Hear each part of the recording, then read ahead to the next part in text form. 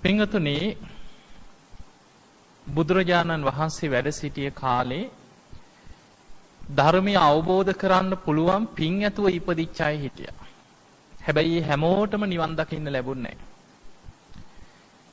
බොහෝ දෙනෙකුට සෝවාන් වෙන්න අනාගාමි වෙන්න පවා පින තිබ්බ අය උත්සාහ නොකිරීම නිසා ප්‍රමාදේ නිසාම පිරිහිලා පෘතජ්ජනව හැටියට මිය පරලොව ගියා. සමහරු අදටත් අපායවල වල වැටි වැටි දුක් විඳ විඳ යනවා ඇති. දේශනාවල සඳහන් වෙනවා දවසක් බුදුරජාණන් වහන්සේ රජගහ නුවර නගරේ පිණ්ඩපාතේ වඩිනකොට වයසක දෙන්නේ සිහි කල්පනාවක් නැහැ. තැටි දෙකක් අරගෙන පාරේ යනවා පිස්සුවෙන් වගේ හිඟමන යනවා. බුදුරජාණන් වහන්සේ මේ පිරිනිවන් පාන ආසන්න කාලේ වෙච්ච සිදුවීමක්. බුදුරජාණන් වහන්සේට මේ දෙන්න දිහා දැක්කහම අනුකම්පා සහගත සිනහවක් පහළ වුණා. දැන් සිනහ පහළ වෙනවා කියපුවාම හිතෙන්න පුළුවන් ඉතින් අනුකම්පා සහගත හිනාව අපිට පුරුදු නෑනේ. අපේ එක එක හිනාවල් තියෙනවා. අපහාසයට උපහාසයට එක එක හිනා අපිට තියෙනවා. බුදුවරු එහෙම සිනහ පහළ කරන්නේ නැහැ. බුදු කෙනෙක් සිනහ පහළ කරනවට ධර්මයේ කියන්නේ හසිතුප්පාදේ කියලා. බුදු කෙනෙක් සිනහ පහළ කරනකොට සතර දළදාවන්ගේ අග විවර වෙනවා. ඒ සතර දළදාගෙන් සුදු බුදු රැසක් පැන නගිනවා. ඒ සුදු පාට බුද්ධ රශ්මිය බුදුරජාණන් වහන්සේගේ සිරස වටේ තුන් වලල්ලක් ප්‍රදක්ෂිනා වෙලා එහෙම අහසට පැන නැගලා අහසේ නොපෙනී යනවා. ආනන්ද හාමුදුරුවෝ පිටිපසින් වැඩිය ආනන්ද හාමුදුරුවෝ දැක්කා බුදුරජාණන් වහන්සේගේ දත් අගින් විහිදෙන සුදු බුදු රැස සිරස වටා ප්‍රදක්ෂිනා වෙලා අහසට පැන නගිනවා. බුදු කෙනෙක් සිනහ පහළ කරන්නේ විශේෂ ධර්ම කාරණයක් මතු කරන්න ඕන වුණාම. ඊළඟට බුදුහාමුදුරුවෝ බණ කියනකොටත් සතර දළදාග විවර වෙනකොට සුදු බුදු රැස් විහිදෙනවා. ආනන්ද හාමුදුරුවෝ අහනවා ස්වාමීනි භාග්‍යවතුන් වහන්සේ සිනහ පහළ කරේ කුමන හේතුවක් නිසාද? බුදුරජාණන් වහන්සේ වදාලා ආනන්ද මෙන්න මේ දෙන්න අඳුරනවද බලන්න කිව්වා. අර දෙන්න ඔහේ පිස්සුවෙන් වගේ පාරේ තැටි දෙකක් අරගෙන ඇවිදගෙන යනවා. ආනන්ද හාමුදුරුවෝ බලාගෙන ඉන්නකොට ආනන්ද හාමුදුරන්ට මතක් වුණා. අනේ ස්වාමීනි භාග්‍යවතුන් වහන්සේ අපි බොහෝ කාලයකට පෙර කියන බුදුහාමුදුරුවෝ බුදු වෙලා වැඩම කරපු මුල් කාලේ ඒ නගරයේ හිටිය ධනවත්ම සිටුවරයයි සිටු දියණියයි බොහොම ධනවත් සිටු තනතුර ලැබෙන්නේ නගරේ ඉන්න ධනවත්ම කෙනාට. බුදුරජාණන් වහන්සේ වදාලා ආනන්ද ඔබ හරියට හරි කියෝ. ඒ දෙන්න තමයි කියෝයි. මේ දෙන්නා තරුණ වයසේ ධර්මය අවබෝධ කරන්න වීරිය ගත්තනම් අනාගාමී වෙන්න පින තිබ්බ දෙන්නෙක් කියෝ. තරුණ කාලේ උත්සාහ කරේ නැහැ.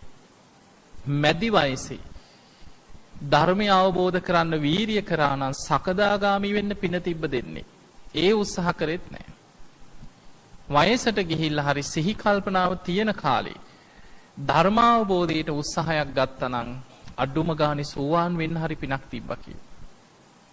පින තියෙනකන් තමයි ඔක්කොම සල්ලි, සිටු තනතුරු, ඔක්කොම බලය ඔක්කොම රැඳෙන්නේ ওই පිනත් එක්ක. පින ගෙවිලා යනකොට හම්බ කරගත්ත වස්තුව, දීපල ඔක්කොම නැති වුණා. මහා පාරට හිඟමනට වැටුණා පින නැති වෙනකොට. පාරේ යනවා පිස්සුවෙන් වගේ තැටි දෙකක් අරගෙන. ඒ වෙනකොට සෝවාන් වෙන්න තිබ්බ පිනත් පිරිහිලා. එතකොට බලන්න බුදුරජාණන් වහන්සේ පහළ වෙච්ච කාලේ බුදුහාමුදුරුවෝ වැඩ හිටිය නගරයකම මහා ධනවත් සිටුවරයයි සිටු දියණියයි හැටියට හිටපු දෙන්නේ. බණ ඇහුවේ නෑ, වීරිය කරේ නෑ, අප්‍රමාදීව ධර්මාවබෝධයට හිත යොමු කරගත්තේ නෑ. ප්‍රමාද වෙවි හිටියා. ධර්මාවබෝධයට තිබ්බ පිනේ ප්‍රයෝජනයක් ගත්තේ නෑ. පිරිහිලා ගියා. අද සමහරලාට කොහේ හරි අපායක වැටි යනවා ඇති. ඒ නිසා පින්වතුනි ධර්මාවබෝධයට පින තිබ්බත් උත්සාහ නොකිරීම නිසා පිරිහිලා යන්න පුළුවන්. දැන් අජාසත් රජුරු සෝවාන් වෙන්න පිනක් තිබ්බ කෙනෙක්.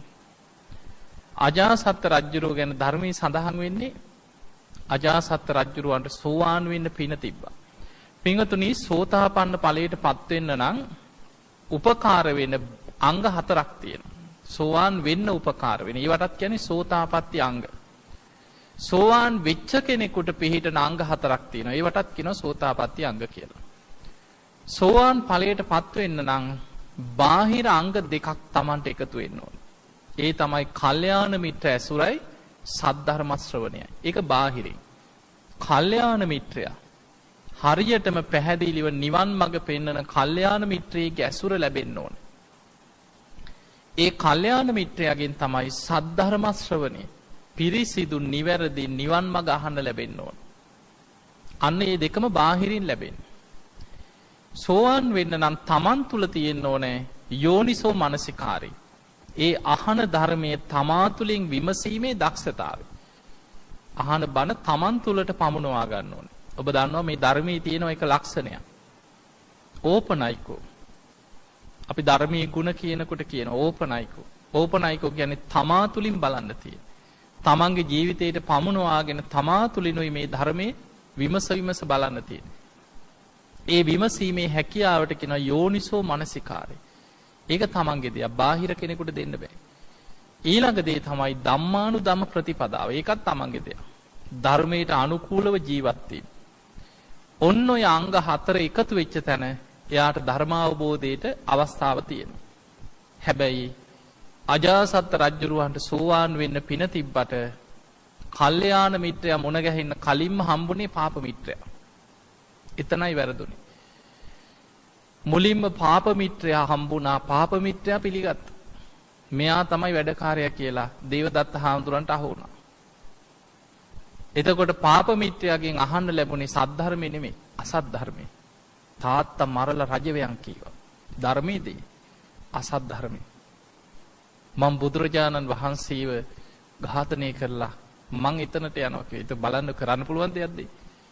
හැබැයි ඒ විදිහට ඔළුව හදලා සම්පූර්ණයෙන් අසත් ධර්මයේ තුල ඔහුව යොමු කෙරෙව්වා. මුලදී බුදුහාඳුරන්ට හරියට හතුරුකම් කරා. දැන් බලන්න මේ අජාසත් රජුරුවන්ගේ ජීවිත කතාවෙන් අපිට ජීවිතේ හැදෙන කෙනෙකුට ගොඩාක් කරුණු තියෙනවා. දැන් බුදුරජාණන් වහන්සේ මරන්න දුනු ශිල්පීන් යෙදෙව්වා. ඒ රජුරුවන්ගේ දුනු ශිල්පී දේවදත්තත් එක්ක එකතු වෙලා බුදුහාඳුරු මරන්න සැලසුම් කරා. දුනු ආයෝ අජාසත් රජුරුවන්ගේ. ඊළඟට නාලාගිරි යතා ඔබ දන්නවන්නේ කාගේද? අජාසත් රජුරුවන්ගේ ඇත්ගාලේ හිටපු හස්තියා. රාකල පෝල හෙන්ඩුවෙන් ඇල්ල බුදුහාඳුරන්ට අනතුරක් කරන්නේ අතහැරි. එතකොට මුලදී බුදුහාඳුරන්ට එච්චර හතුරුකම් කරා. දේවදත්ත හරි කියලා පිළි අරගෙන දේවදත්තත් එක්ක එකතු වෙලා බුදුහාඳුරන්ට අනතුරු කරන්න නොයේක් උත්සාහ කරා. ඒ අතරේ දේවදත්තගේ මේ උපදෙස් අහලා තමන්ගේ පියාණන් ඒ වෙනකොට සෝවාන් වෙලා හිටිය බිම්බිසාර රජුරු මේ බුද්ධ ශාසනයේ බුදුහාඳුරන්ට පළවෙනිම ආරාමේ හදලා පූජා කරේ බිම්බිසාර රජුරු වේළුවනේ. තමන්ගේ රාජකීය උයන තමයි කුටි සෙනසුන් හදලා පූජා කරේ. ඒ රජුරුවන්ව තමයි වද දීලා කන්න නොදී හිර කරලා වද දීලා මැරුවා.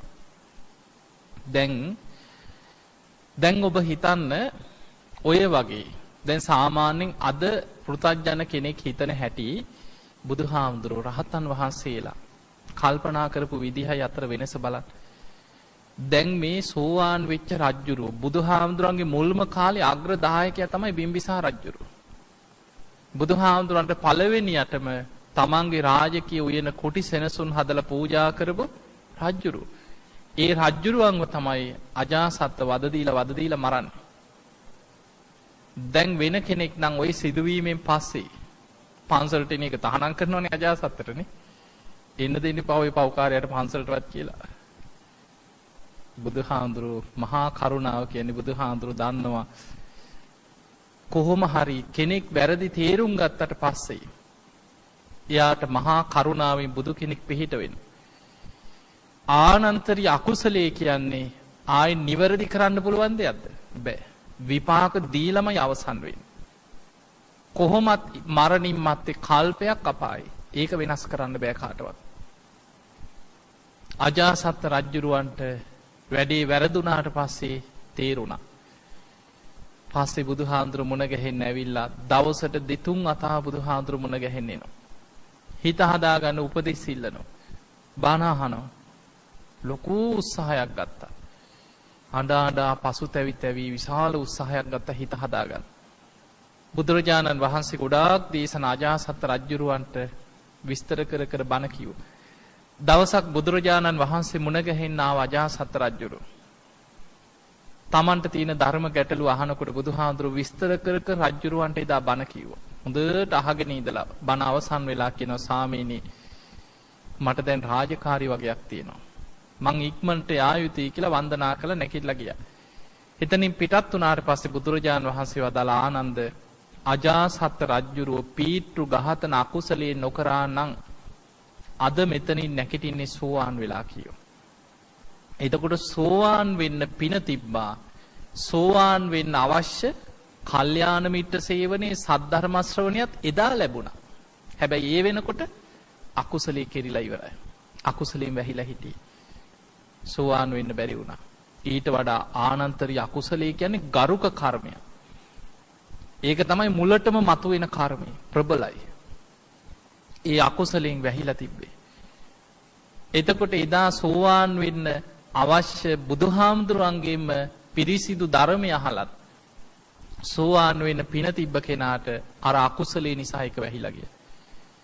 අජාසත් රජුරෝ බුදුහාමුදුරුවෝ පිරිනිවන් පෑවා කියලා දැනගත්ත වෙලාවේ 3 වතාවක් සිහිසුන් වුණා කියන. බේත් ඔරු 3ක බස්සලා තමයි අජාසත් රජුරවන්ට බුදුහාමුදුරුවෝ පිරිනිවන් පෑවා කියලා දැනුම් දීලා සිහිය ගත්තේ. රාජකීය වෛද්‍යවරු අජාසත් රජුරෝගේ ලෙඩ රෝග ඔක්කොම දන්නවා. කතා වුණා මේ පණවිඩේ ආරංචි වුණාට පස්සේ කතා වුණා කොහොමද රජුරවන්ට මේක කියන්නේ පපුව පැහිලා මැරෙයි. වෛද්‍යවරු සාකච්ඡා කළ බෙහෙත් ඔරුවක් හදලා රජුරවන්ට කිව්වා සිනිඳු සලුවක් ඇඳගෙන කරවටක් බෙහෙත් ඔරුවට බහින්න කිව්වා. අජාසත් රජුරවන්ගේ බෙහෙත් ඔරුවට බැස්සුවා. බස්සලා අත් දෙක එකතු කරලා වැඳ ගන්න කිව්වා. ඔරුව පිටින් හැරෙව්වා කුසිනාරාව දිසාවට. අමාත්‍යවරු සියලු දෙනා ඒ පැත්තට හැරිලා වැඳගත්තා. වැඳගෙන කිව්වා රජතුමනි බුදුරජාණන් වහන්සේ මල්ල රජදරුවන්ගේ උපවර්තන ශාල වනෝද්‍යානි පිරිනිවන් පෑවා කිව්ව. එහෙම සිහි නැති වුණා. 3 වතාවක් බෙහෙත් තුරු 3ක බැස්සුවා කියනවා සිහිය ගන්න. නැවත නැවත සිහිය එනවා ආයි සිහි නැති වෙන. එතකොට එච්චර සද්ධාව අන්තිමට වේළුවනාරාමයට ගිහිල්ලා බුදුහාමුදුරන්ගේ ගන්ධ කුටිය තිබ්බ තැන බිම හවස් වෙනකම් පෙරලි ඔළුව ගගහ හඬා වැළපුණා කියලා. ඊට පස්සේ හිත හදාගත්තා මං දැන් ඇඬුවා කියලා ආයි බුදුහාමුදුරුවෝ ආයි මට දකින්න ලැබෙන්නේ නැහැ.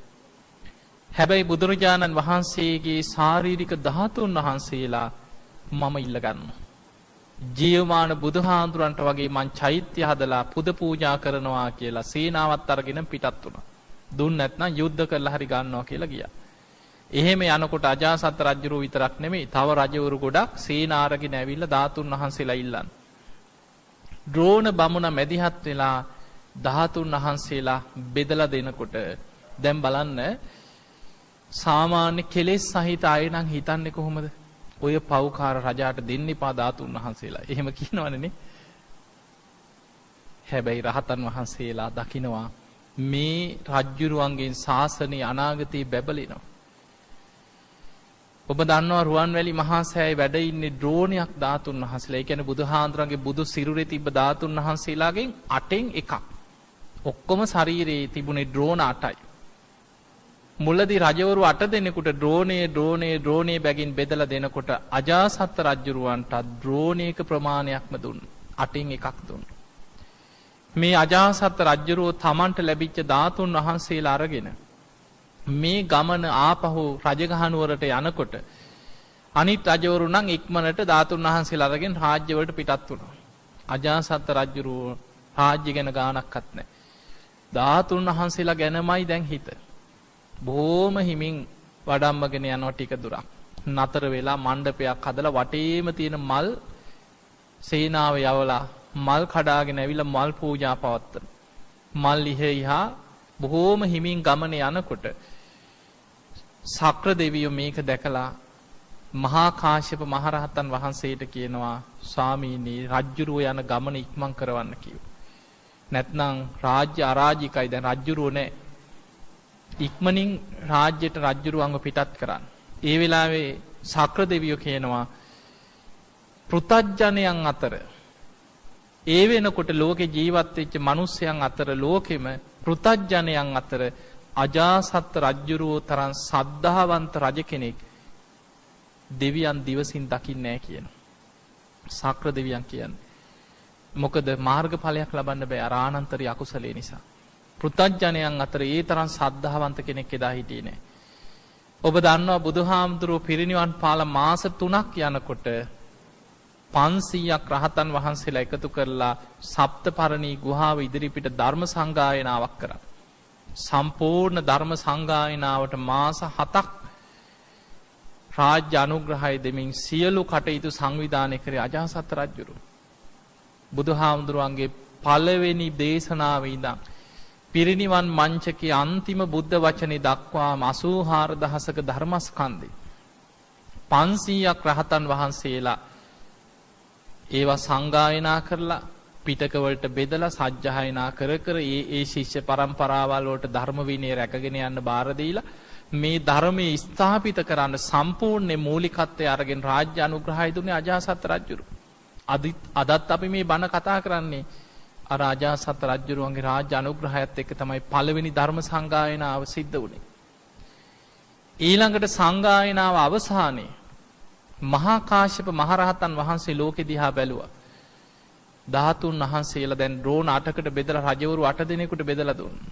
අනාගතයේ මේ ධාතුන් වහන්සේලාට ආරක්ෂාවක් තියනවද කියලා බලනකොට විශාල විපතක් වෙනවා. අනාගතයේ මිත්‍යා දෘෂ්ටික රජවරු බලවත් වෙලා වෙහෙර විහාර විනාශ කළා, සෑයවල් විනාශ කරලා අනතුරු විපත් වෙනවා ධාතුන් වහන්සේලාට.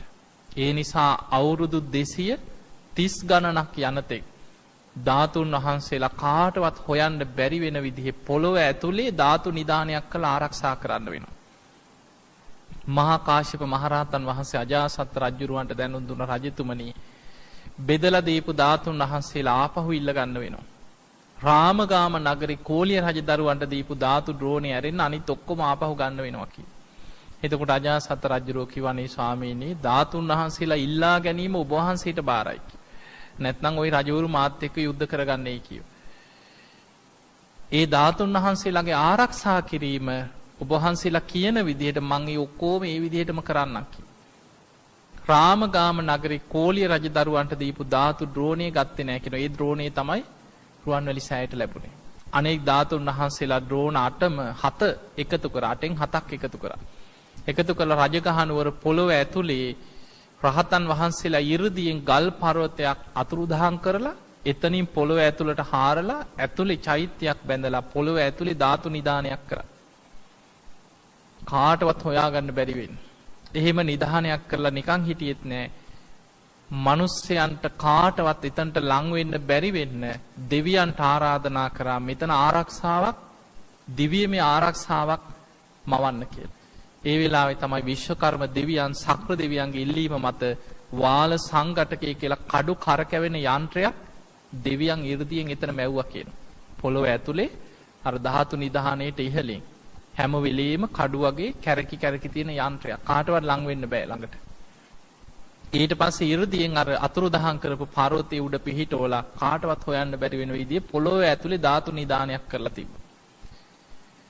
අවුරුදු 230 ගානකට පස්සේ ධර්මාශෝක රජුරු තුන්වෙනි ධර්ම සංගායනාව කරපු රජුරු අන්න එතනදී තමයි මොග්ගලී පුත්තිස්ස මහරහතන් වහන්සේගෙන් උපදෙස් ඇතුව ওই ධාතු නිදානේ තිබ්බ තැන හොයාගෙන ඒ ධාතුන් වහන්සේලා අරගෙන තමයි 84000ක් විහෙර විහාරවල ධාතු තැන්පත් කෙරුවේ. එතකොට අජාසත් රජුරෝ තමයි ඒ ධාතුන් වහන්සේලා ටිකක් ආරක්ෂා කරලා අනාගතයට රැකලා දුන්නේ. දැන් හිතන්න ඔච්චර ශාසනය වෙනුවෙන් ඔය කටයුතු කරපු සද්ධාවන්ත රජුරු අන්තිම කාලේ අද කොහෙද? මේ බණ අහනකොට අජාසත් රජුරු ගැන කියනකොට දැන් කොහෙද?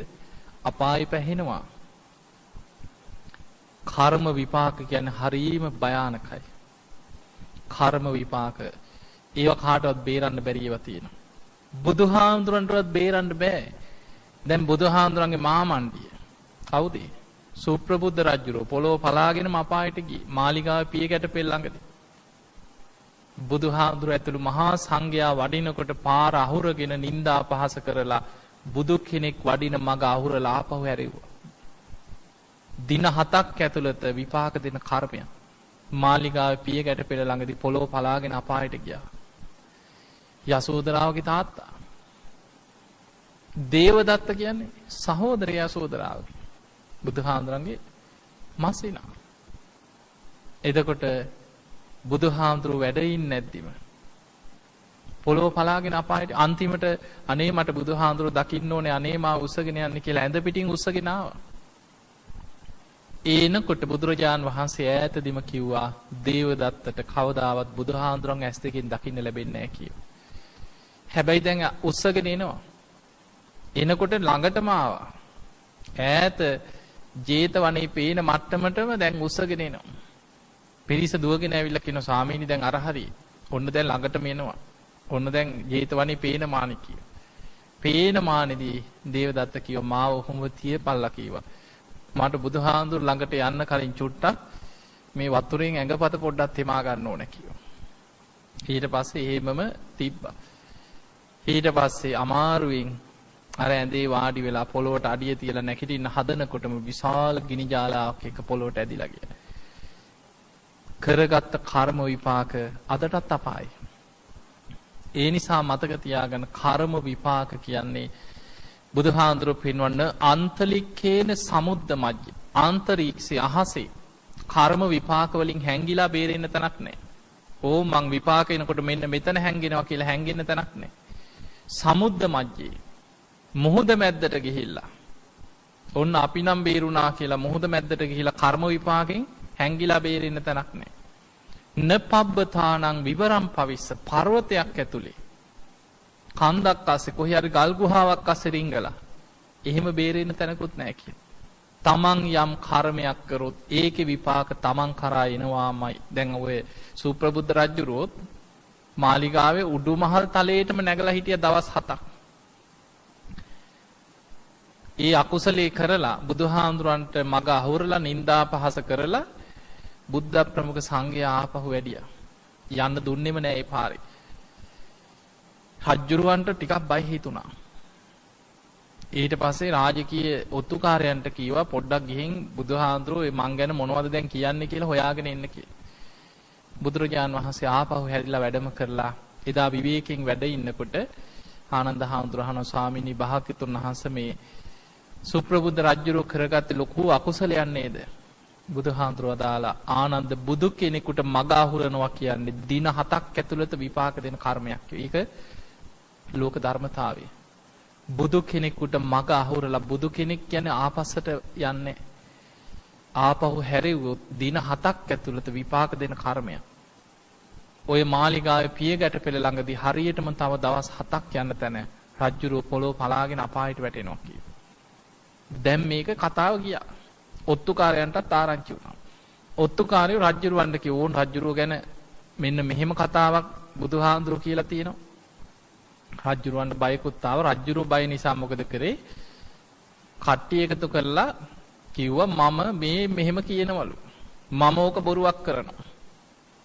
එහෙම කියලා මාලිගාවේ උඩම තට්ටුවට දවස් 10කට 15කට සති දෙකකට විතර කන්න බොන්න පුළුවන් බඩු කෑම බීම වතුර ඔක්කොම ඇද්දා. හැදලා රාජබටයන්ට කීවා කිසිම හේතුවක් නිසා මාව පහලට එක්කන් එන්න බෑ. මට පණවිඩ ගේන්නත් බෑ. මම දවස් 7 පහුවෙලා තමයි පල්ලෙහාට එන්නේ. එතකොට ඔය ශ්‍රමණ බුදුහාඳුරන්ට කිව්වා ඔය ශ්‍රමණය ඔය බුදු වුණා කීවට බොරුකාරයෙක් කියලා මිනිස්සුම නිඳා කරයි. කෝ දවස් 7න් අපාය යනවා කීවට කෝ ගියේ නෑනේ කියලා මං ඒ නිසා පල්ලෙහාට බහින්නේ නෑ කියලා නැග්ගා උඩටම නැගලා හිටියා. දවස් 2 3 4 ගෙවුණා. දවස් 7 දැන් 7 වෙනි දවස. එදා කර්ම විපාක කියන්නේ කර්මයක් විපාක දෙන්න තියෙනකොට මොන විදියට හරි පරිසරයක් හැදෙනවා. රජ්ජුරුවන්ගේ ඇතා කුලප් වුණා. අස්සයක් දුවනවා මාලිගාව වටේ දුවනවා. රජ්ජුරුවන්ගේ හස්තියා රජ්ජුරුවන්ට ඇඩ්ගුවන්ට කීකරුත් නැහැ. මාලිගාවේ බිත්ති වලට අනිනවා, තාප පෙරලනවා, මාලිගාව වටේ දුවනවා, ඇතා කුලප් වෙලා.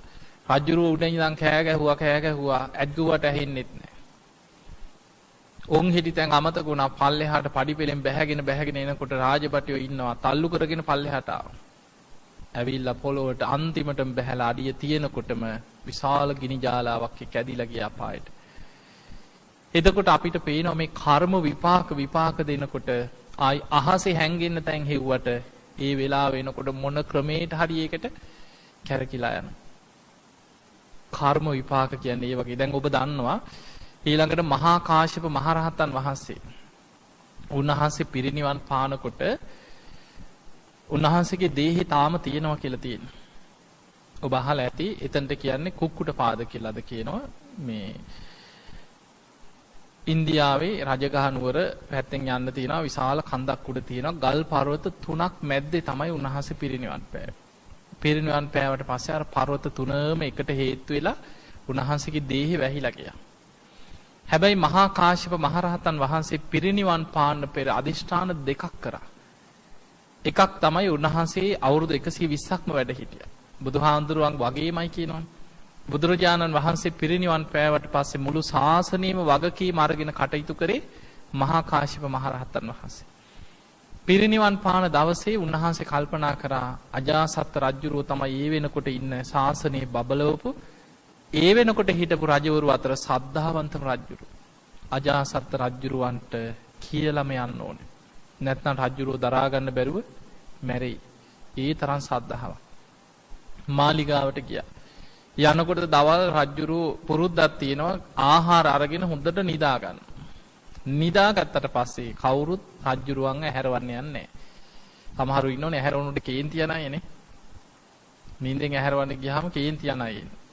අමාත්‍යවරු බයයි. මහා කාශ්‍යප මහරහතන් වහන්සේ වැඩියා අමාත්‍යවරු කිව්වා අනේ ස්වාමීනි රජුරුව නිදි කිව්වා. රජුරුව ඇහැරිනකම් ඔබ වහන්සේ වැඩ ඉන්න කිව්වා.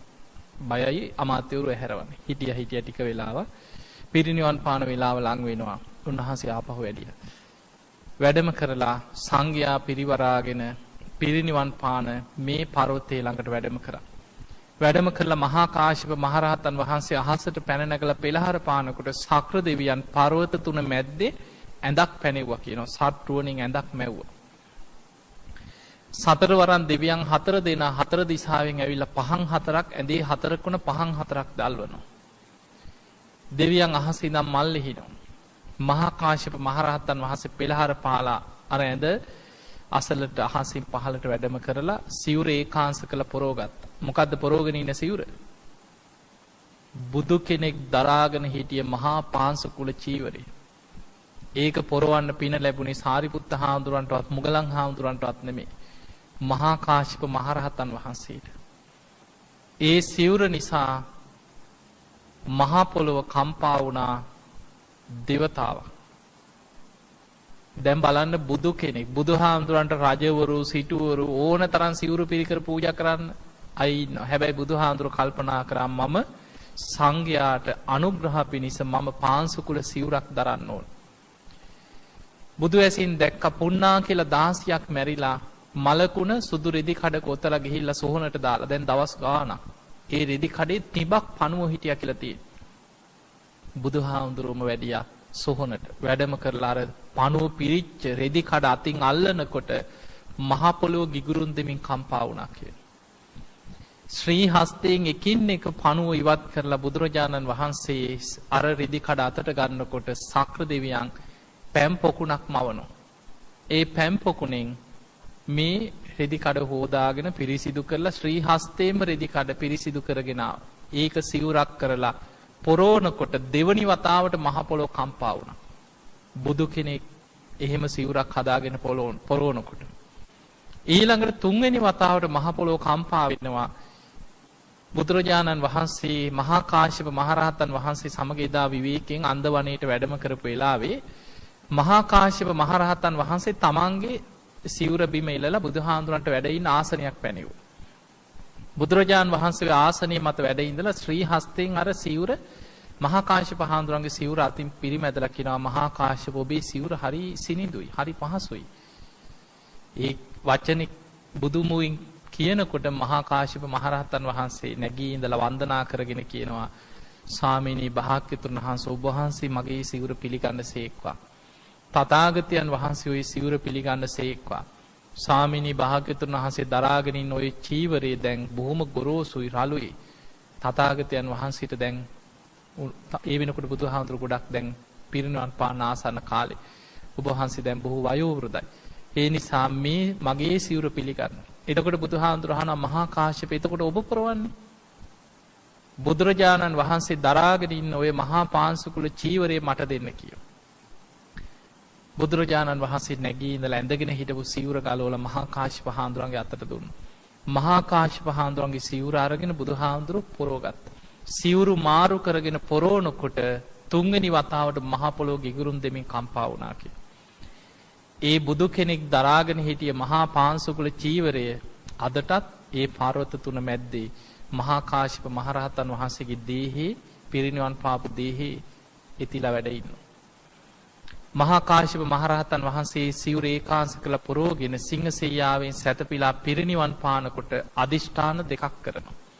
එකක් තමයි උන්වහන්සේ පිරිනිවන් පායවට පස්සේ අර පර්වත තුනම හේතු වෙලා දේහි වැහිලා යනවා. ආයි කාටවත් පේන්නේ පාත්‍රයක් මුණින් නැවුවා වගේ පර්වතය ඇතුලේ වැහි යනවා. රජ්ජුරුව හවස නැගිට්ටට පස්සේ ආරංචි වෙනවා. මහා කාශ්‍යප හාමුදුරු මාලිගාවට වැඩියා කවුරුත් ඇහැරෙව්වේ නැහැ. අනේ උන්වහන්සේ පිරිනිවන් පෑවා. රජ්ජුරුව තුන් වතාවක් සිහිසුන් වෙනවා. අර බුදුහාමුදුරු පිරිනිවන් පෑවට පස්සේ සිහිසුන් වුණා වගේ. රාජකීය වෛද්‍යවරු බොහොම අමාරුවේ සිහිය ගන්න. ඊට පස්සේ රජ්ජුරුව අඬාගෙන වැළපීගෙන පර්වතයේ ළඟට දුවගෙන එනවා.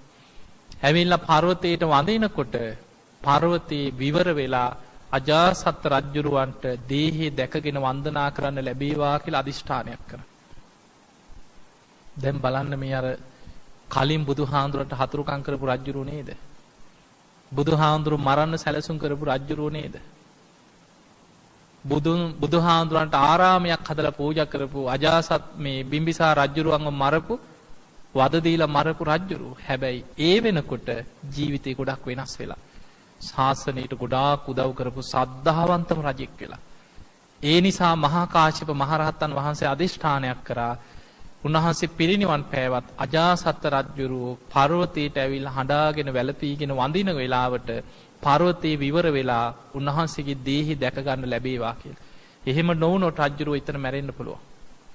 දැක ගන්න ලැබේවා. ඒ විදිහටම අජාසත් රජුරුව ඇවිල්ලා වන්දනා කරනකොට පර්වතේ විවර වෙලා රජ්ජුරුවන්ට දේහි වන්දනා කරගන්න ලැබුණක් ඊට පස්සේ වැහිලා ගියා කියන. එතකොට අපිට පේනවා කෙනෙකුට ජීවිතේ වැරදි අඩුපාඩු තිබුණත් වෙනස් වෙන්න පුළුවන්. අජාසත් රජ්ජුරුව වෙනස් වුණා. ඒ වෙනස් වෙච්ච එකේ ප්‍රතිඵලයක් තියෙයිද නැද්ද? අදාපායේ තමයි. මොකද ආනන්තරිය අකුසලේ බලවත්. කල්පයක් අපාය අදට විතරක් නෙමෙයි තව කොච්චරක් කල්පයක් කියන්නේ පොඩි කාලයක් නෙමෙයි. කල්පයක් අපායේ. ඒ අපායේ ආනන්තරී අකුසලේ විපාක දීලා අවසන් වෙනකොට අර කරපු පින් ඔක්කොම බලවත් වෙලා එනවා. සත්තිස්සර නමින් පසේ බුද්ධත්වයට පත් වෙනවා කියන ඊට පස්සේ. එතකොට අපිට පේනවා ඒ පින මතුවෙලා එනවා. ඒ පින නැති වෙන්නේ ධර්ම සංගායනා කරපු පිර ධාතුන් වහන්සේලා වෙනුවෙන් චෛත්‍ය හදවපු පින ඒක නැති වෙන්නේ. හැබැයි ඊට වඩා ප්‍රබලයි අර පියා මරපු පීතෘ ඝාතන අකුසල. ආනන්තරී අකුසල් වලට ගරුක කර්ම කියන්නේ ඒකයි. අනෙක් සියලු පින් යටපත් කරගෙන මරණ මංචකයේ මුලටම මතුවලා ඊළඟ ජීවිතේ විපාකේ අනිවාර්යෙන් ලැබෙන කර්ම තමයි ආනන්තරීය කර්ම. ඒ ආනන්තරී අකුසලේ විපාක දීලා ඉවර වුණාට පස්සේ අර කරපු පින් විපාක දෙනවා. ඒ නිසා පින්වතුනි වැරදි අඩුපාඩු තිබුණා කියලා සමහරව හිතනවා දැන් ඉතින් අපිට හැදෙන්න කාලයක් නැහැ. දැන් ඉතින් ඉතින් මොනවා කරන්නද? ඌවට කතාත් කියනවා නහයි ටුඩින් අඟලක් ගියත් එකයි අඩියක් ගියත් එකයි. දැන් ඉතින් කොහොමත් අපි අපායනේ. ඔය මැරෙනකන් ඉතින් ওই විදිහටම ඉන්නවා. කොහොම කියා මැරෙන්න වැටෙන කම්ම Tamanට හැදෙන්න පුළුවන් වෙලාවෙත් හැදෙන්න නැතුව ඉන්නවා.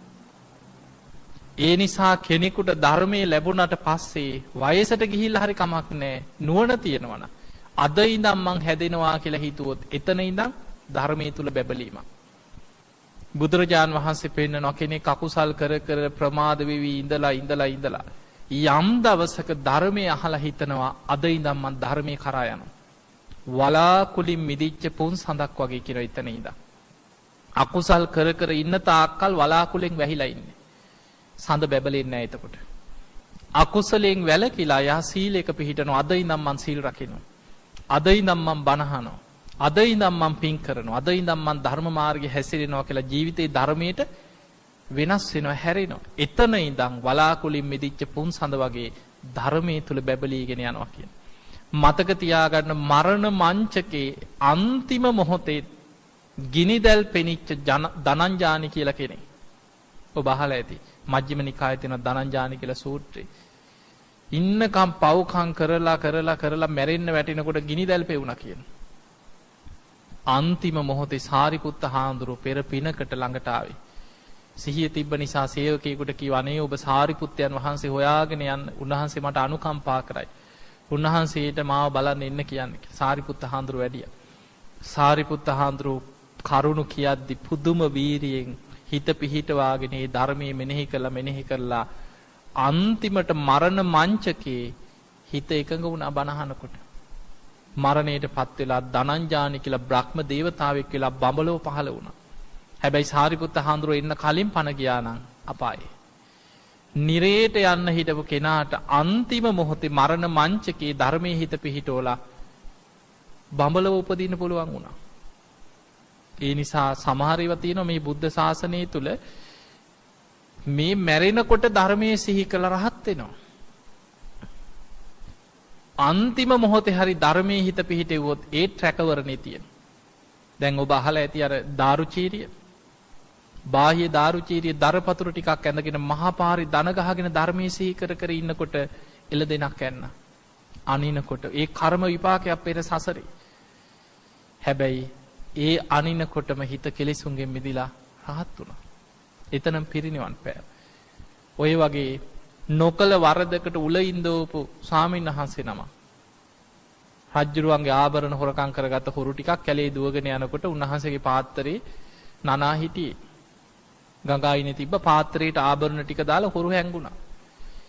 පස්සෙන් පන්නගෙන ආපු රාජබටයන් අන්තිමට හොරා කියලා අල්ලගත්තේ මොකුත් නොදන්න අර පැම් පහසු වෙවි හිටපු හාමුදුරුවෝ. ගගහ රජ්ජුරුව ළඟට ගෙනිච්චා. රජතුමනි මේන් හොරා කිව්වා. මේන් ආභරණ ටික ඔක්කොම අහු වුණා කිව්වා. රජ්ජුරුව ඒ වෙලේම අන කරව කවුල තියාපන් කිව්වා. මොකුත් දන්නේ. රතු මල් මාලාවක් දාලා අඬ බෙර ගගහ කස පහර දිදී නගරය ඇදගෙන ගිහිල්ලා නැගෙනහිර දොරටුව ළඟදී උලින් දෙව්වා. ඒවත් සසරේ කරපු කර්ම. මේ භාවනා පැවිදි වෙලා හිටියත් නිවන් දකින්න ගියත් නිවන් දකින්න අන්තිමට රහත් වෙන මොහොතේ සංසාරේ කරපු කර්ම තියනවා නම් විපාක දෙන්න. ඒවා අන්තිම ජීවිතෙත් විපාක දෙනවා. දැන් උලින් දෙව්වට පස්සේ ඔබ අහලා තියෙන ඉස්සර රජවරු උල තියනවා කියන එක.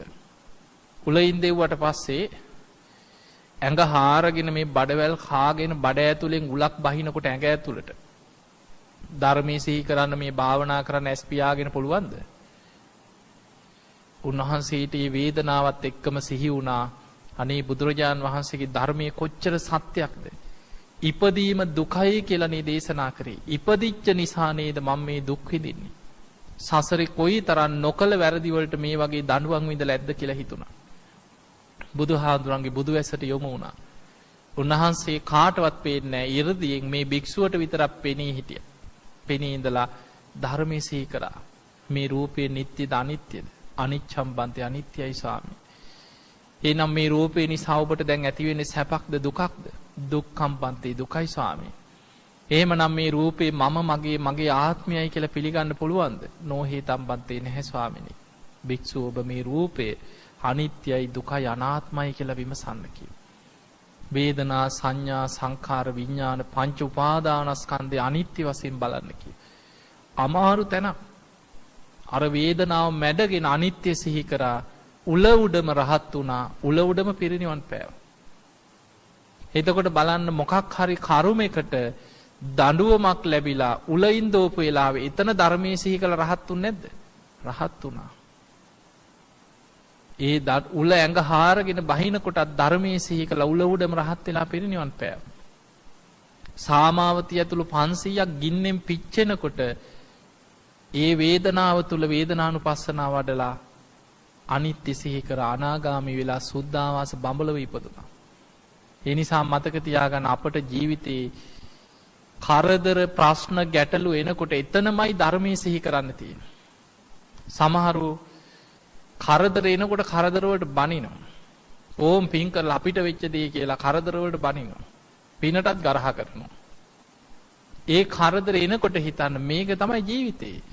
බුදුහාඳුරෝ දේශනා කරේ මේක සැපක් කියලාද? ඉපදීමත් දුකක්. ඉපදිච්ච දවසේ ඉඳන් කරදර විපත් ලෙඩ වෙනවා, වයසට යනවා, කොච්චර හොඳ කරත් බැනුම් අහන්න වෙනවා. ප්‍රියයන්ගෙන් වෙන්වීමේ දුක, අප්‍රියයන් එක්ක එකතු වීම, කැමති දේ නොලැබීම, ශෝක පරිදේව දුක්ඛ දෝමනස් උපායාස කොච්චර අපි අඬලා ඇද්දනේ. කොච්චර කෑ ගගහ පපුවට ගගහ ඌක් තියතිය සිහි නැතු වැටලා නැද්ද? කොච්චර අඬනවද මිනිස්සු? හූල්ලනවා, උපායාස සුසුම් හෙලනවා. ඕක තමයි ජීවිතේ. එතකොට මේ තුල මේක දුකක් කියලා බුදුහාඳුරු අපිට කරදර එනකොට හිතෙන්න ඕනේ අනේ ධර්මයේ කොච්චර සත්‍යයක්ද? බුදුහාඳුරෝ දේශනා කරේ මේක දුකක් කියලා නේද? ඉපදිච්ච නිසා නේද මම මේ දුක් විඳින්නේ? ඕක හිතෙන්නේ නැහැනේ බොහෝ දෙනෙකුට. ඕන් අපි පින් කරලා අපිට වෙච්ච දේ කියලා හිතන්නේ. ඒ නිසා දුක දුකක් හැටියටම දකින්න. කරදර එනකොට එතනමයි ධර්මයට යන්න තියෙන පාර. ඒ කරදර Tamanට ආශිර්වාදයක් කරගන්න. දැන් තිසා ගෝතමියගේ අර දරුවා මැරිලා මත් දන්නවනේ. නොමල ගියකින් අබ හොයාගෙන ගියේ. අඬා ළමයා උස්සගෙන කෑ පිස්සුවෙන් වගේ දුවගෙන ගියා. දැන් නිකන් ඒක විපතක් තමයි. තිසා ගෝතමියට අපිට අනේ පව් එකම ළමයා අපි ඔහොමනේ හිතන්නේ. ඒක එහෙම තමයි. හැබැයි ඒ විපතම Tamanට ආශිර්වාදයක් වුනේ නැද්ද? එදා තිසා ගෝතමියගේ දරුවා නොමැරුණා නම් අදත් දරුවෝ හද කොහේ හරි මිනිහගෙන් කුටි කකා හරි කොහේ හරි සසරේ දුක් විඳ අද කොහේ හරි ඉන්නවා. අපායක වෙන්න පුළුවන්. තිරිසන් මව් කුසකින් ඉපදිලා වෙන්න පුළුවන් අද කොහේ හරි. එතකොට තිසා ගෝතමියට රහත් වෙන්න නිවන් දකින්න ආශිර්වාදයක් උනේ අර විපත නෙමෙයිද? ඒ වගේ සමහර විපත් එනවා හරියට අපි ඒක ධර්මයට අනුව දැක්කොත් ඒකම ධර්මාවබෝධයට ආශිර්වාදයක් කරගන්න පුළුවන්. අපිට කරදර බාධා එනකොට ධර්මයේ හිතන්න. එතනින්ම ධර්මයේ ඇතුළට යන්න. එතනමයි අපිට ධර්මාවබෝධයට ධර්මයේ කරා යන්න පාර තියෙන්නේ. ඒ නිසා එන හැම කරදරයක්ම හැම විපතක්ම ධර්මාවබෝධයටම ආශිර්වාදයක් කරගන්න. සුගතියක් හැටියට තියෙන මනුස්ස ලෝකේ ඉපදිලත් අපිට මෙහෙමනම් අපායකට වැටෙනොත් කොහොම තියෙයිද? ඒ නිසා අත්ත දීපා අත්ත සරණ අනඤ්‍ය සරණ. තමා තමාව දූපතක් කරගන්න. ධර්මයේ සරණ යන්න ධම්ම දීපා ධම්ම සරණ අනඤ්‍ය සරණ. සසරින් මිදෙන්න වීරිය වඩන්න. ඉතින් ඒ පිණිස ඔබ හැම දිනාටම